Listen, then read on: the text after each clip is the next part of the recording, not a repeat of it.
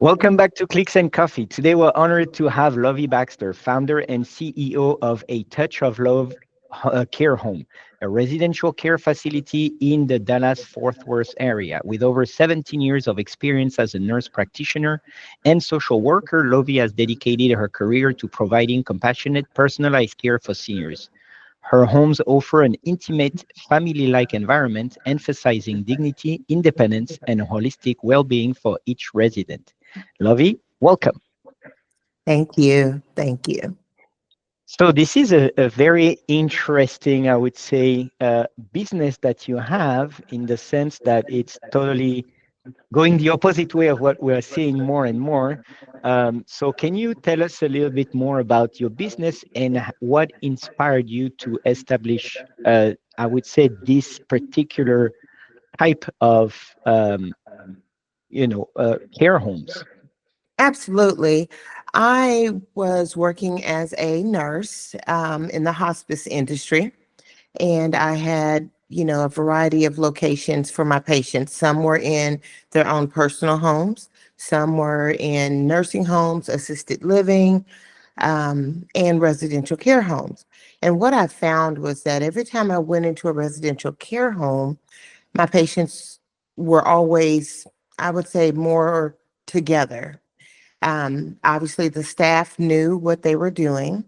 The medications were in order. The patients looked well cared for. They looked happier, as opposed to when I would visit my patients in other environments.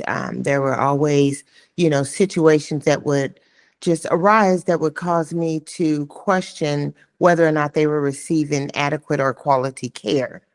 And so as time went on, I just looked at the model more closely and realized that this was an avenue that I wanted to go down to provide what was closest to my heart when it came to the geriatric population, and that is quality care.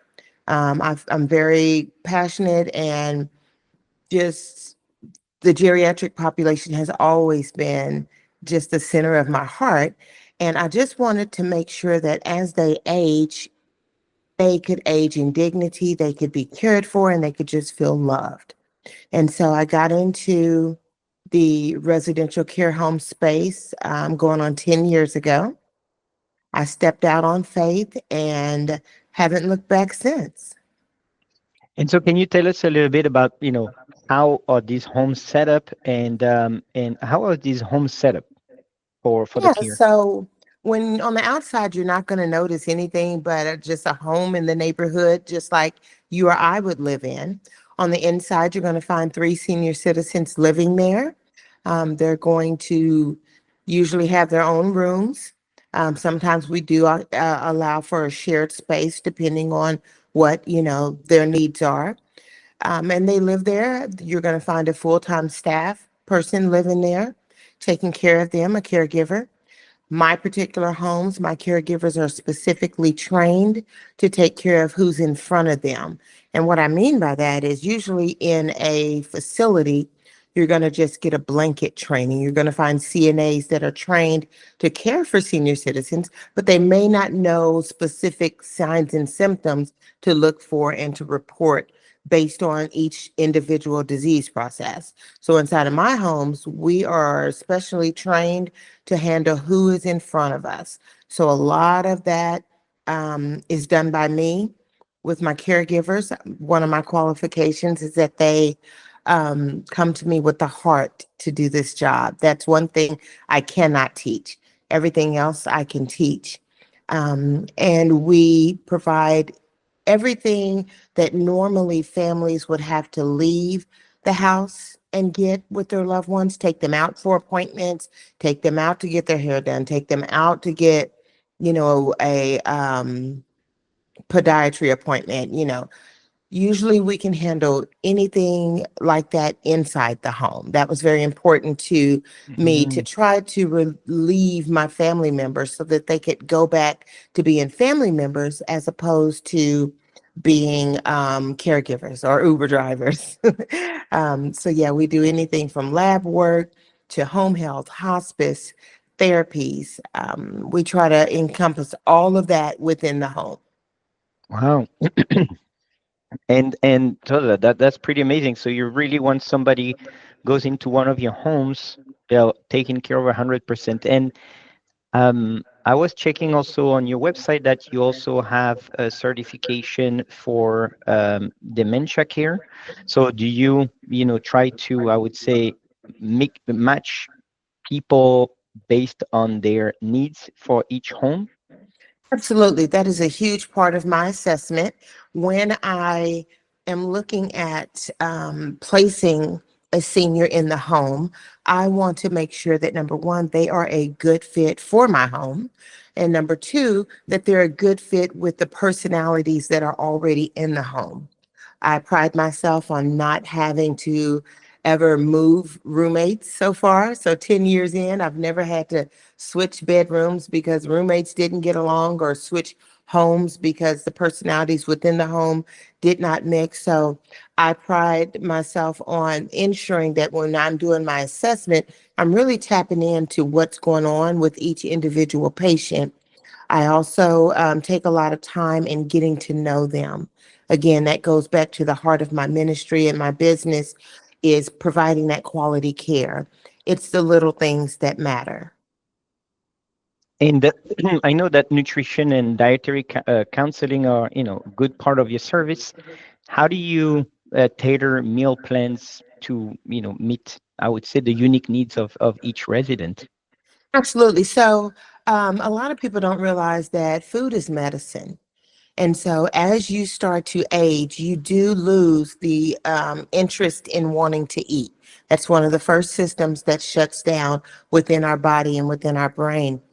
We start getting an appetite that is just not interested in wanting to consume food intake. So, I do look at that and I take that into consideration. So, I work with a nutritionist that helps me come up with menus, and then we meal prep our meals so that number one, they taste good. I work with my staff to ensure that when they're plating the food, that the food looks good on the plate. Again, going back to when I started my business, I listened to my families that were, on my census that I was caring for in different environments. And I also listened to the patients. And one of the biggest complaints was, oh, well, the food here is horrible, or, the food looks like slop, and, just all of that. And I was like, wow, that is or should be an easy fix. I love to cook myself. And so I wanted to make sure that in my homes, I don't hear those issues. I make sure that the food not only looks good, but it tastes good. And that is part of the training that my staff goes through. Usually, the only time we have to alter our meal plan or what's on our menu is when there's an allergy, of course, or if there's a texture difference. So, if you are no longer able just to eat a regular diet and you have to eat a puree diet or a mechanical soft diet. But other than that, everyone eats the same thing at the same time and we eat good. It's really like a family. Absolutely. Absolutely. And it's very nice to see you as an entrepreneur and launching that to really help people that don't want to be in a big building, that don't care in having 55 different activities, but really care Right. more about like the, I'd say, the human aspect and more the calmer aspect of living in a smaller environment.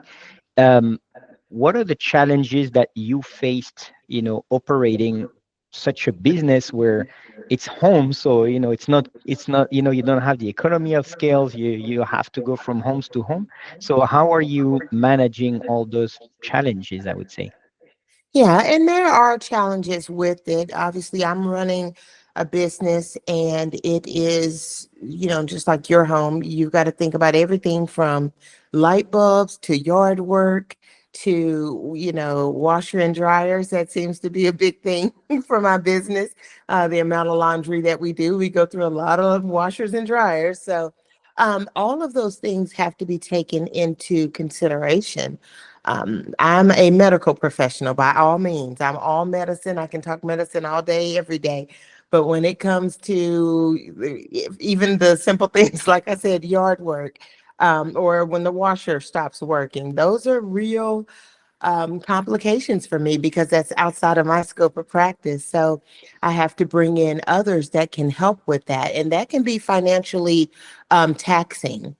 Our overhead in this business, although I love it, is huge because I'm running a full home. So whereas, the average person is just taking care of their mortgage, their house insurance, their, yard work and just all the things on the inside of the home, I'm doing that for the homes, each home that I have.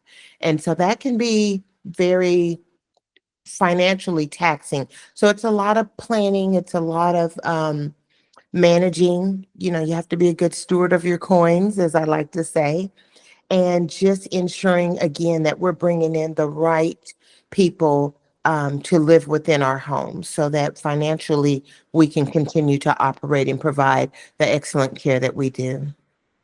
No, and that's part of being an entrepreneur is, I wanna help people, and then all of a sudden it's like, okay, now I have to do this and this. So it's a lot of new things you have to learn.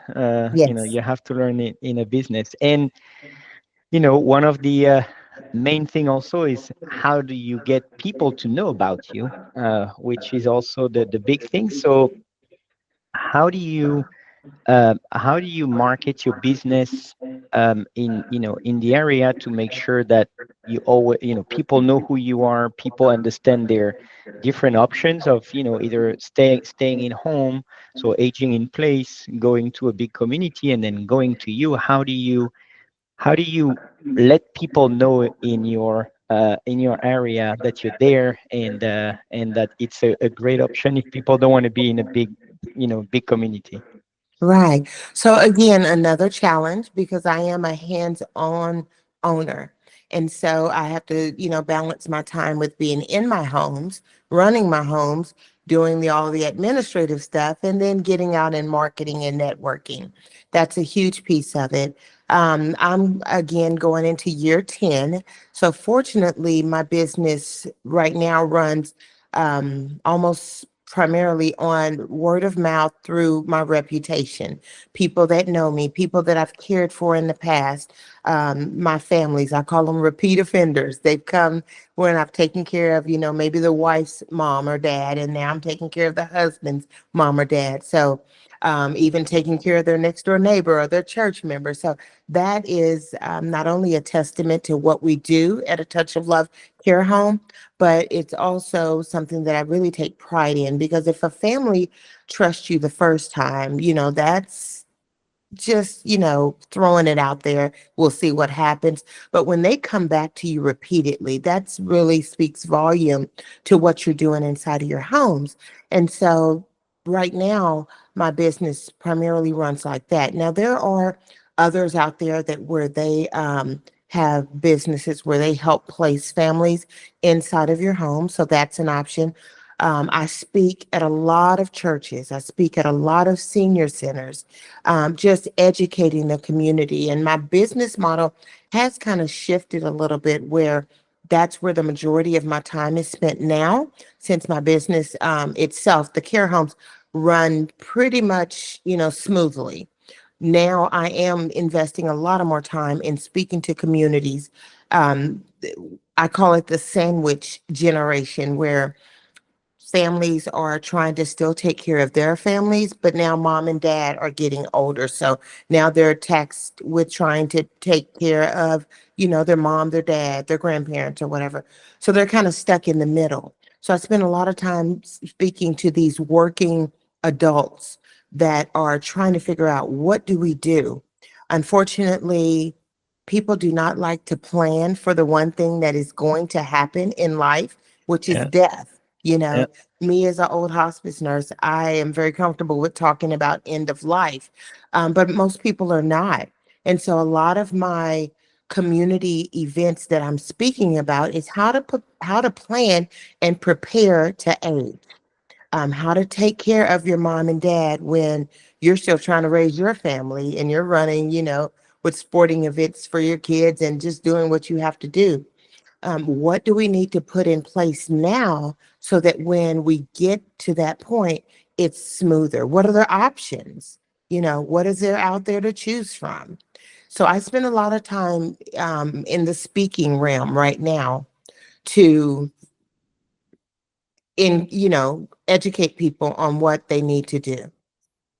I don't know, that makes a lot of sense, and it's kind of a a recurring theme, I would say, in our podcast, where people don't want to plan, and it's always the same thing. It's like you guys need to plan, know your options. So it's great that you're going out there and then educating people and explaining that you need to think about it. No matter how you put it, no matter how you slice it and dice it, we'll all go into the same place, and we need to be prepared for we need to be prepared just to at least have options, at least understand what's out there, and where could we go. and and Absolutely. and sometimes the big issue with dementia is that as soon as it can come very quickly, and if we're not prepared, then we're stuck, and then we make bad choices. So Right. And you that's don't want to make an emotional decision about this type of, event. And a lot of families, because the rehab center or the hospital saying, okay, you've got to get your loved one out, tomorrow about 2 o'clock. Then they're like, oh my goodness, what do I do? And they're rushing. They don't know that my type of business exists. So they are out there just trying to find the best environment for their loved one with very little knowledge. And so I try to get before that, ahead of that, in teaching everyone and just keeping my face into place, getting out there, doing podcasts like yours. Like I said, churches, senior centers. I've even was invited to Lockheed Martin's health fair so that I wow. could speak to their community. And again, my target market is not always senior citizens because they're not making the decision. It's the working class, that are the working people that are working, so that I can get in front of them so that they can know what to do with their parents or their aunts and uncles, etc. So you try to be a resource for the community. Absolutely. As a I mean, social worker, that is just, again, second nature. So I think that's where my social work skills come out. And I do. If anybody calls me, and thankfully Google has been very good to me. So when they're on when they're on Google and my business, A Touch of Love, pops up and they call me and it's a service that I don't provide, or it's just a service that they don't need, I don't like having to say, okay, well, I'm sorry, I don't do that. I like to say, let's find somebody and let me connect you with this person because this is what you need. This is what you're looking for. no, that's amazing. And so in the, I would say, last couple of years, technology is kind of seeping into every type of industry, and more we're seeing it in the senior industry. And so how are you approaching um, technology? And what I mean by that is, we have all those automated systems, and we're seeing now videos, analytics, and we have the Apple Watch, and every or any type of wearable every year, it has new features and everything. So how do you approach that, and what is kind of your opinion on the technologies available for the senior industry? Yeah, so there's a lot of technology out there. One thing about being a expert with the geriatric population that I found is I understand the population that I tend to work with. And I understand how they were raised, I understand their mindset. And so when you're talking about technology, most of the time they don't want to talk about it. They don't understand it. They're kind of intimidated by it. So a lot of times I try to keep it just very basic. Technology is great, don't get me wrong, but there's a time and place for it. And so there are a few things out there that are very helpful. Things as simple as and I don't have I don't have an agreement with any of these companies, but things as simple as a Amazon Echo, or an Alexa device where the families can talk to their loved ones without using a phone, or they can have pictures going, those types of things. Obviously, cameras are huge in my industry. Families want to be able to watch their loved ones throughout the day. There's a device that is a landline telephone that is for the hearing impaired. That is amazing. That is in, some of my residents use because they can just pick up the phone and it is really magnified. So if you don't have a hearing problem, don't use it because it can be very loud. But it's so beneficial for a lot of my patients because a lot of my patients have hearing issues. So things like that, I try to again be aware of myself so that if I do have a patient that could benefit from it, I can utilize it. And again, just be a resource. So again, networking, knowing people in those particular areas that if I have a resident, I can call them and say, hey, I may need a CapTel phone for my resident because they need to be able to hear what's going on when someone calls them. That all equates to quality of life. And then, so what you were saying about the Alexa device is like you do a drop in, and then so basically people would just do a drop in and then start talking if the resident is in the room. Yeah, they absolutely can do that. Or a lot of times, what I've seen and how they're utilized is just for pictures, just a rolling album so that their loved Mm, one can see, especially for my dementia patients, when they're losing the ability to recognize their family members, they can constantly see them, and that's helping them to keep that in the forefront of their memory. And then again, yes, popping in to say, just have a conversation with them because the phone is something that they cannot, utilize based on their disease process and where they are. cool. No, that's very nice that you're like, trying to think about, I would say, the mainstream technology and how to apply it to your business. And I never heard before people using the Alexa like this, to do drop-in. I know we do it in the house, when you want to talk Right. to the kids, and it's like, hey, it's dinner, come down. But I didn't hear it to like people that would be, in separate homes and then use it like that. But I think that's a really cool idea. And so, looking ahead, what are your goals for a Touch of Love care home, and how do you envision the growth? Because it seems to me that you're saying you're learning, you're learning how to be an entrepreneur, but seems to me you pretty have it under control. And you think about, really outside the box. So curious to see what is the plan for the future. Yeah, the future is obviously to expansion, growth. Any business model includes that. I don't want to get away from where the center and the heart of my ministry is, which is that individualized, personalized care. So whether I get additional homes or whatever, I think that my business plan will always be geared towards those who really just want to be in a home setting.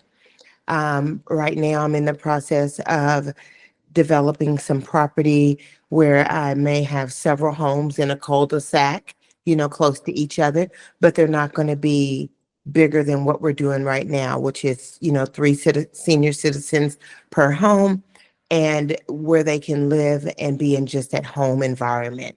But that's in the works right now with the Touch of Love, and we're excited about that.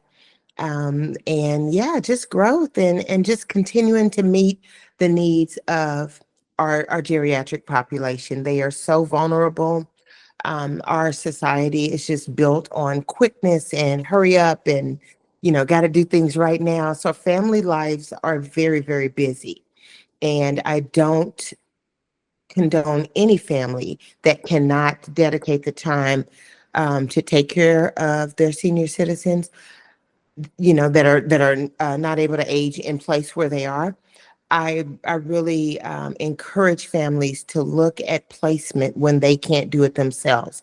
Don't feel guilty about that, because there is always an appropriate environment for senior citizens. And, you know, families, when they place them, they realize, oh my goodness, I wish we would have done this earlier. This is a great option. So, continuing to spread the word about a touch of love is also in the future, and just educating the community. because it is a lot of information that families just don't have that they Yep, need. for sure. But it sounds to me like you should prepare a technology guide uh, for families and residents. Yeah, we have a podcast in the works as well. We're going to just kind of put that out there because, again, the way our world is set up, everything is on the go. So we definitely want to look at how technology can help us get the word out there, whether it's podcasts, whether it's an app, whether it's, we already, of course, have social media pretty much taken care of with websites and different things like that. We're on all social media platforms. We try to keep that going and active and a presence. We're on Google, we're on Yelp, so we try to encourage people to follow our business page because that helps, number one, in the algorithm, but it also helps others see what we're doing. You may not need our services right now, but somebody that follows you or that's a friend of you may see something that we're doing and look into our business further and get the help that they need. So Yeah, no, it's great. And so one last word on the industry, I would say, and I would like to know what are you excited about for the industry in the future, and what are you worried about? well, our industry is getting ready to go through a lot of changes. There's a House bill out there that is wanting to make some significant changes that are, are definitely necessary. There's a lot of people that are in the business that they don't have the heart to do it. They're just doing it because it's the going thing to do right now, unfortunately. So I understand the House bill that is on the table right now to kind of crack down on people that don't have the heart to do this business. So that's the biggest thing that is kind of got everybody worried and concerned. My heart is that if you're doing the right thing, then it's not going to affect you. So at a Touch of Love Care Home, we are just continuing to do what we've always done, which is provide excellent care to those who deserve it most. And then the second part of your question is as far as what, we're going to be doing is I think just more educating the community. We are very passionate about ensuring that families understand what their options are. And even if we cannot help them, how can we get them the help that they need? So, um, getting out in the public more, continuing to work with legislation to change the laws. Right now, residential care homes are primarily paid for privately.